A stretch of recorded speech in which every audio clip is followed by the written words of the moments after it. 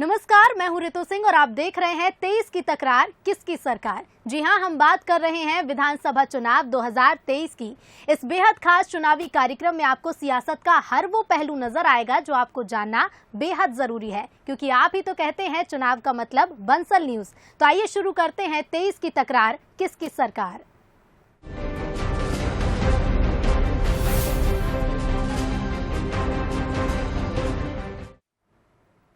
और सबसे पहले बात करेंगे इलेक्शन टुडे की। बीजेपी ने कमलनाथ को उनके ही गढ़ में घेरने की तैयारी कर ली है। इसका नजारा भी सौसर में दिखाई दिया। जाहिर है कि कांग्रेस कमलनाथ के भरोसे ही है और ऐसे में बीजेपी की कोशिश कमलनाथ को उनके ही गढ़ में टारगेट कर मनोवैज्ञानिक बढ़त बनाने की होगी। लेकिन सवाल तो यह है कि क्या बीजेपी के लिए ये सब कर पाना कितना चुनौती भरा होगा। गढ़ में घेरने की तैयारी, बीजेपी नाथ से भिड़ेगी, चुनाव से पहले सेंधमारी। कमलनाथ के किले में सेंधमारी का खेल शुरू हो गया है। जिस तरह से बीजेपी ने सौसर में कमलनाथ को घेरने की कोशिश की, उससे यह अंदाजा लग रहा है कि बीजेपी के पास कमलनाथ को उनके ही गढ़ में घेरने का ब्लूप्रिंट तैयार है। इसकी शुरुआत भी बीजेपी ने सौसर से की। सौसर में छत्रपति शिवाजी की प्रतिमा का अनावरण करने के पहले सीएम शिवराज ने कमलनाथ को निशाने पर लिया और आरोप लगाया कि कांग्रेस के समय में छत्रपति शिवाजी की प्रतिमा पर बुलडोजर चला दिया था। गृह मंत्री नरोत्तम मिश्रा ने तो कमलनाथ की तुलना औरंगजेब से कर दी। जब ये मुख्यमंत्री थे और इनकी सरकार थी तो इन्हें छत्रपति शिवाजी महाराज की प्रतिमा छिंदवाड़ा में सौसर में लगाने नहीं दी थी। बुलडोजर चलाए थे उस समय, और तब मैं मुख्यमंत्री नहीं था, मैं वहां गया था और ये संकल्प व्यक्त किया था कि हम छत्रपति शिवाजी महाराज की प्रतिमा लगाएंगे। भारत के इतिहास में छत्रपति शिवाजी महाराज के दो ही विरोधी थे। पहले तो मुगल थे औरंगजेब जैसे, और दूसरे कमलनाथ जी। कमलनाथ जी बुलडोजर से प्रतिमा हटाने का महापाप आपने किया। कमलनाथ का गृह ग्राम शिकारपुर सौसर विधानसभा क्षेत्र में आता है और यहाँ मराठी भाषी मतदाताओं की बड़ी संख्या है। इसके अलावा इसी से लगी पांडुरना विधानसभा और बैतूल जिले में भी मराठियों की बड़ी संख्या है। जाहिर है बीजेपी की रणनीति कमलनाथ को उनके गढ़ में घेरने की है। वहीं बीजेपी के आरोपों को कांग्रेस पूरी तरह झूठा बता रही है। कमलनाथ समारोह में कोई मूर्ति नहीं हटाई, ये सब झूठ बोलते हैं। झूठ बोलो, बार बार बोलो, इससे कोई फर्क पड़ेगा नहीं। और छिंदवाड़ा में कमलनाथ जी ने इतने काम किए हैं, इतना उसको विकसित किया है कि जहाँ हर घर में या तो आदमी के पास नौकरी है या उसका कोई व्यवसाय है। तो ऐसी ये केवल घुसने की कोशिश कर रहे हैं कि कमलनाथ जी के क्षेत्र में छिंदवाड़ा में घुस जाएं, उनको कोई नुकसान पहुंचा दें राजनीतिक तौर पर। कभी नहीं कर पाएंगे। ये तो तय है कि 2023 के मध्य प्रदेश विधानसभा चुनाव में कमलनाथ कांग्रेस का सबसे प्रमुख चेहरा होंगे। ऐसे में बीजेपी उन्हें ही टारगेट कर रही है। साथ ही कांग्रेस पर मनोवैज्ञानिक दबाव बनाने के लिए कमलनाथ के किले में सेंधमारी की कोशिश भी करेगी। हालांकि कमलनाथ को उनके गढ़ में घेरना बीजेपी के लिए बिल्कुल भी आसान नहीं रहने वाला, क्योंकि कमलनाथ इस बार जमीन पर दिखाई दे रहे हैं और उनकी तैयारी भी पहले से ज्यादा दिख रही है। ऐसे में कमलनाथ को उनके गढ़ में घेरने के लिए बीजेपी को एड़ी चोटी का जोर लगाना होगा। Bureau report, Bansal news. और अब बारी है हमारे बेहद खास सेगमेंट बूथ बाजा की। बूथ बाजा में आपको लिए चलते हैं सीहोर विधानसभा क्षेत्र। बीजेपी का गढ़ ये सीट इन दिनों काफी चर्चाओं में रहती है, क्योंकि चिंतामन गणेश और यहाँ की प्रसिद्ध कचौरी के साथ अब सीहोर से सटे कुबेरेश्वर धाम ने इस क्षेत्र की ख्याति को पूरे देश में फैला दिया है। धार्मिक आस्था का केंद्र बन चुकी इस सीट के क्या है सियासी समीकरण, आइए समझते हैं। कहते हैं हर काम की शुरुआत भगवान श्री गणेश से होती है, और फिर सीहोर का चुनावी जायका लेने पहुंचे हैं तो यहाँ तो स्वयं चिंतामन गणेश विराजे हैं, जो दूर दूर में अपनी एक अलग पहचान रखते हैं। और इसीलिए चुनाव कोई भी हो, नेता कोई भी हो, अपने काम, अपने कदम आगे बढ़ाने से पहले या मत्था टेकने पहुंचता है। लेकिन 2023 में आखिर जनता को किसका आशीर्वाद मिलेगा? 2018 में हमने देखा कि कांग्रेस और बीजेपी के बीच में सीधी टक्कर हुई, जीत मिली बीजेपी को। पर 23 में क्या? तो चलिए आज हम भी लेते हैं सीहोर का चुनावी जायका।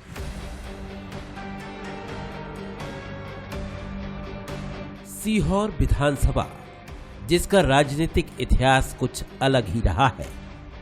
भगवान चिंतामन गणेश की धर्मस्थली सीहोर, जिनका आशीर्वाद बीजेपी को ज्यादा मिलता रहा है। वर्तमान विधायक सुदेश राय हैं, जिन्होंने 2018 के चुनाव में कांग्रेस के सुदर्शन सिंह ठाकुर को 20,000 से ज्यादा मतों से पराजित किया था। सीहोर में भगवान गणेश के बाद यहाँ के मास्टर जी की कचौरी की खूब चर्चा होती है। 35 साल से ज्यादा समय बीत चुका है, लेकिन कचौरी का जायका वही है और राजनीति का जायका जरा अलग है। ये देखिएगा, कचौड़ी बहुत अलग तरह की बनती है। आप शहरों में कचौड़ी देखेंगे तो एक अलग गोल तरह की कचौड़ी होगी, लेकिन ये अलग क्यों दिखती है? ये ठोस रहती है, बिल्कुल ठोस रहती है। ठोस क्या खासियत है मास्टर जी जो कचौड़ी खा रहे दूर दूर से लोग चले आते हैं? इसमें आप लौंग, काली मिर्ची, हींग, मसाले वगैरह सब तैयार किए जाते हैं, इसीलिए आते हैं। कब से कर रहे हैं आप ये? मेरे को तो 35-40 साल हो गए, बचपन से ही कर रहा हूँ। तो आप देखिए, बिल्कुल लगातार लोग आते रहते हैं लेने कचौड़ी। आपने ली कचौड़ी? जी मैं तो खाता रहता हूँ सर। तो क्या कितना विकास हुआ आपके सीहोर में? अब दिख रहा है सर आपको, ये क्या है, विकास ही विकास है। अच्छा, ये दिख रहा है सब कुछ सिटी है। क्या होगा इस बार चुनाव में? अब इस बार में देखो सब क्या है, मोदी जी, मोदी है तो सब कुछ। मोदी है तो मुमकिन है जी। मोदी के नाम पर चुनाव करेंगे कि मामा के नाम पे, शिवराज सिंह के नाम पे? क्या कर दिया ऐसा उन्होंने? सब अच्छा किया, क्या नहीं किया उन्होंने। अभी 1,000 रुपये डालेंगे, महिला को 12,000 रुपये देंगे साल में, और क्या चाहिए? 2-2 तो मोदी डालेंगे, मामा भी तो डालेंगे। हाँ। सीहोर किसी दौर में खूब समृद्ध हुआ करता था। यहाँ की फैक्ट्रियों से लोगों को रोजगार मिलता था, लेकिन धीरे धीरे वो बंद हो गई। और जब बड़े बाजार में पहुंचते हैं तो लोग मोदी की बात तो करते हैं, लेकिन अपना दर्द बयान करने से भी नहीं चूकते। कितना आपका सीहोर कितना बदल गया? विकास हुआ है? कोई नहीं होगा। कुछ भी नहीं हुआ। कुछ भी नहीं, और नील पे जा रही है। अच्छा, हाँ, कुछ नहीं हो रहा है यहाँ काम। फैक्ट्री भी कोई सब बंद कर दी उन्होंने, कोई सी फैक्ट्री चालू नहीं है। शहर का विकास हुआ तो जो नजदीक गांव लगे थे वो अब शहरी क्षेत्र में शामिल हो गए हैं। परिवेश ग्रामीण है, लेकिन सरकार की योजना हो या सरकार की बात, हर आदमी खुलकर बात करता है।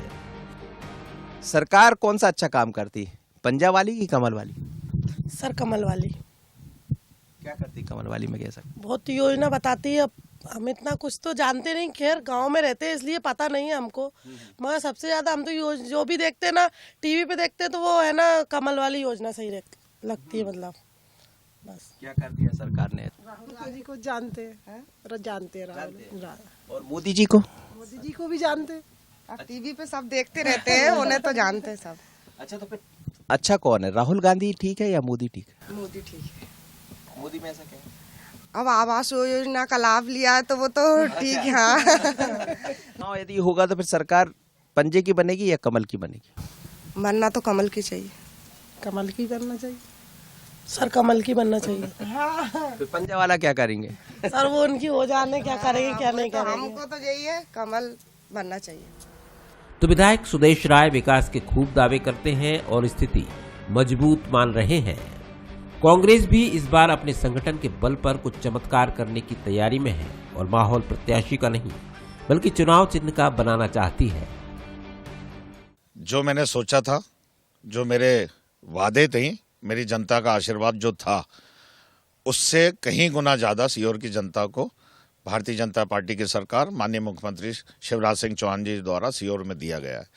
जनता की बात करें तो जनता से आप बात करेंगे तो उन्हें दिखेगा सीहोर कल क्या था और आज उनके सामने जमीन आसमान का फर्क देखकर एक सीहोर नए मूर्त रूप में आ गया है।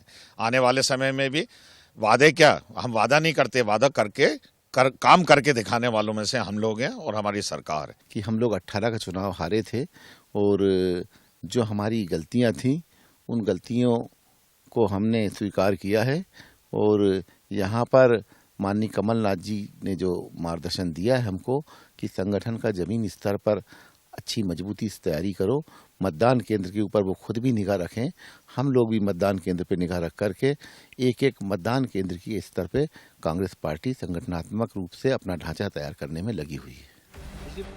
2023 चुनाव को लेकर दोनों ही दल अभी से सक्रिय हैं और अपनी रणनीति जिस तरह बना रहे हैं उससे मुकाबला रोचक तो होने की पूरी उम्मीद है। कई बार धर्म का भी एक पर्यटन हो जाता है और पंडित प्रदीप मिश्रा के आने के बाद सीहोर पूरा बदल गया। अब सीहोर में जाय का चुनाव कर लेने आए थे, लेकिन जाय के बहुत सारे मिल जाते हैं। काम की बात भी होती है, विकास की बात भी होती है, लेकिन यहाँ तो ओम शिवाय नमस्तुभ्यम होता है। चुनावी जायका में इतना ही। आशीष और मुझे दीजिए इजाजत, बने रहिए बंसल न्यूज पर। नमस्कार।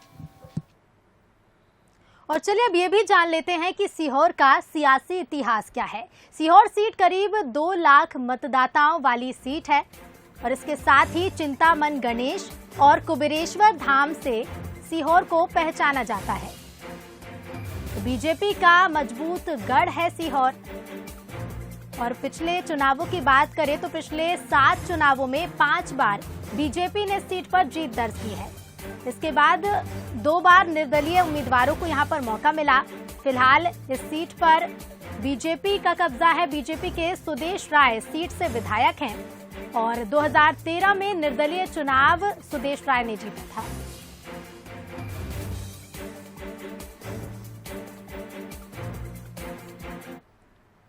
हमारे खास सेगमेंट बोले तो नेताजी की।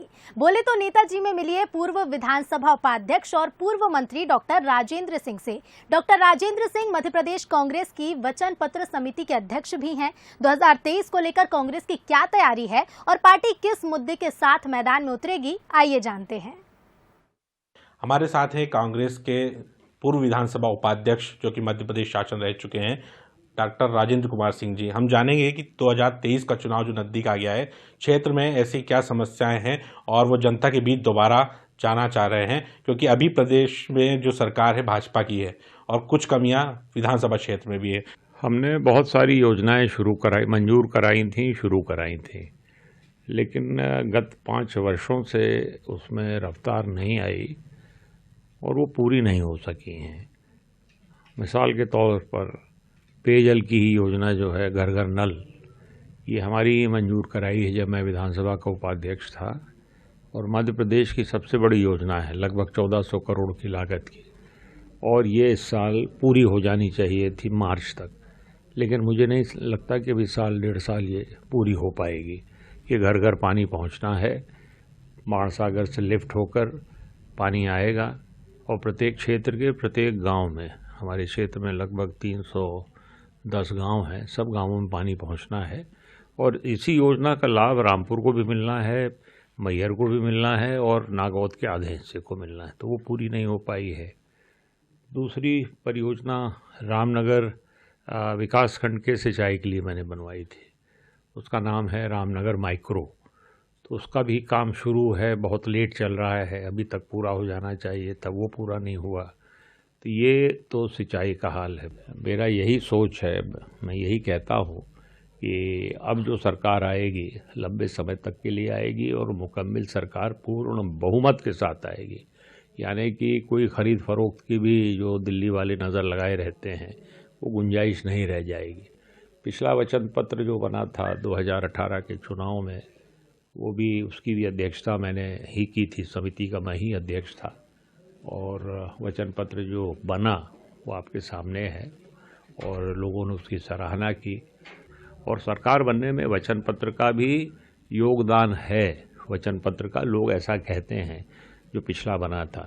अब इस 23 के चुनाव के लिए जो वचन पत्र समिति बनी है, घोषणा पत्र की समिति बनाने के लिए, तो बेहतरीन वचन पत्र लेकर आएंगे जिसमें हम शासकीय कर्मचारियों को, किसानों को, युवाओं को, महिलाओं को और जितने छोटे व्यापारियों को, मजदूरों को, ये कोई निराश नहीं होंगे। इनके लिए कुछ न कुछ उनकी बेहतरी के लिए, उनकी प्रगति के लिए, तरक्की के लिए हमारे वचन पत्र में होगा और वचन पत्र हमारा सहायक होगा और इस बार कांग्रेस के अच्छे बहुमत से सरकार आएगी।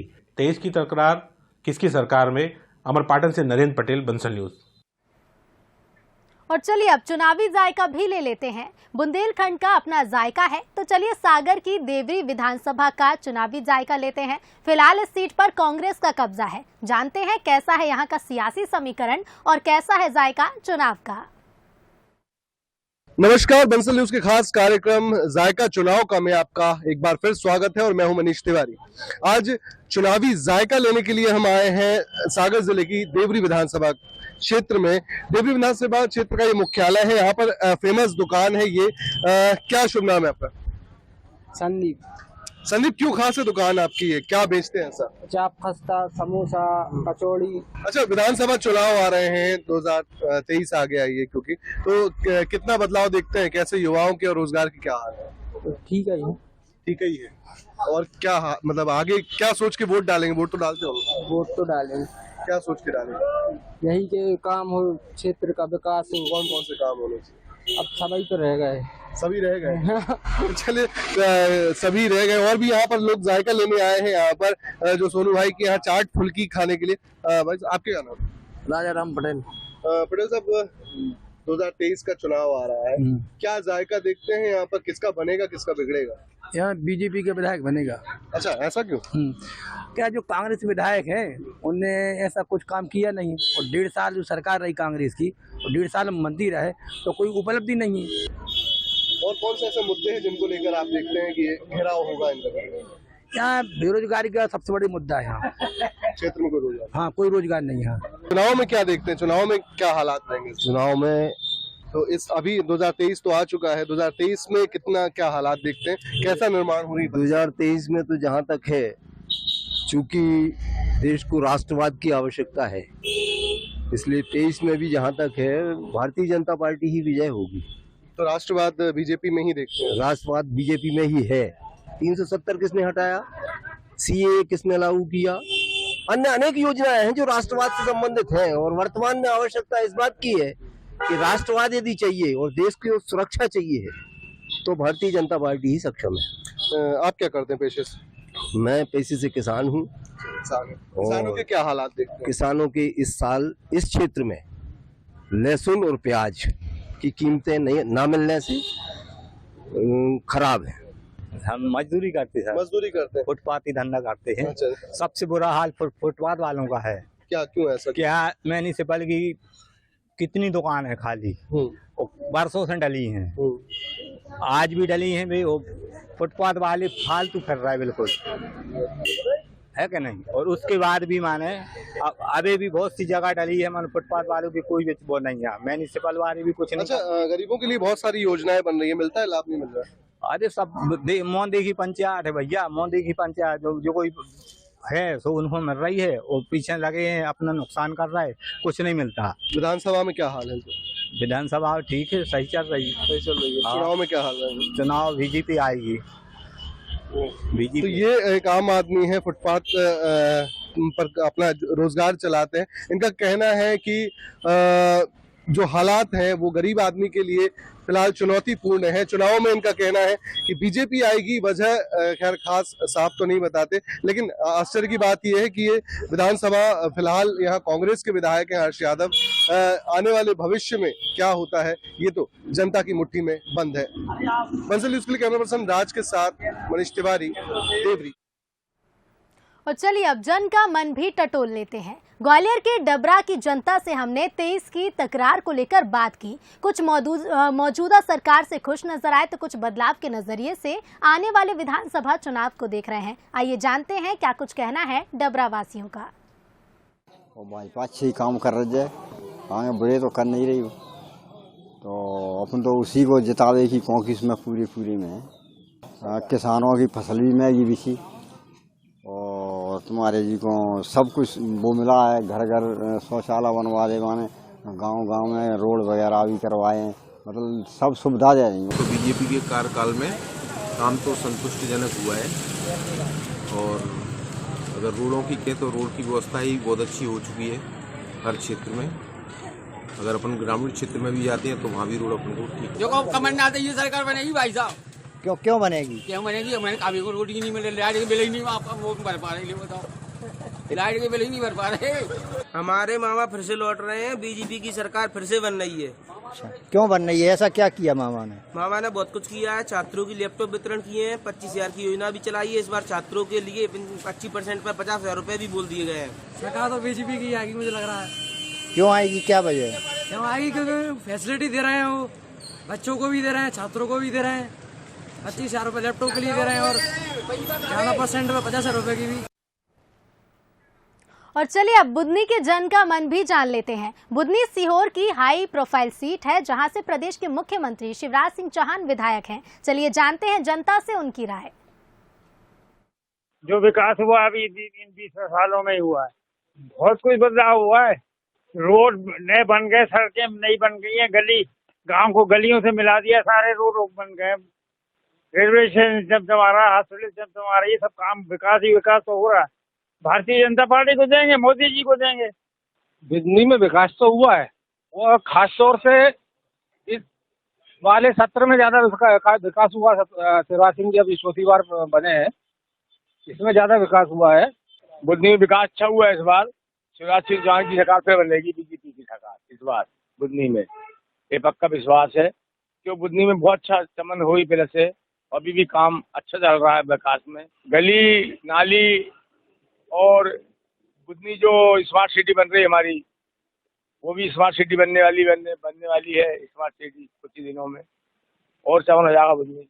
जन का मन ये है कि अभी जो पिछले 20 सालों में भाजपा एवं शिवराज जी के कार्यकाल में जो काम हुए हैं, उस सराहनीय काम है और जनता इससे बहुत खुश है। चारों तरफ विकास, रोड, सड़क, नाली, बिजली, व्यापार। इस बार फिर बीजेपी आई, मोदी जी और शिवराज जी के नेतृत्व में। हमारा मन तो यही कहता है कि इस बार जो विकास हो रहे हैं, देखा जाए तो भारतीय जनता पार्टी की ही सरकार बनेगी। विकास के नाम से पहले से तो अभी कुछ ज्यादा काम हुआ है, जो कहा था उस प्रकार काम हो रहे हैं। स्मार्ट सिटी के हिसाब से पूरा काम चल रहा है। और इसी के साथ 23 की तकरार किसकी सरकार में फिलहाल इतना ही। देखते रहिए बंसल न्यूज। नमस्कार।